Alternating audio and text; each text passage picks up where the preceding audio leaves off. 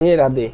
ভক্তকে সর্বদাই এমন হওয়া উচিত যেমন চৈতন্য মহাপ্রভু সকল ভক্তকে বলেছেন, তিনোদুপি শুনি চেনা তররূপী সৈষ্ণু নাম অমানি মান দেনা কীর্তনিয়া সদা হরি।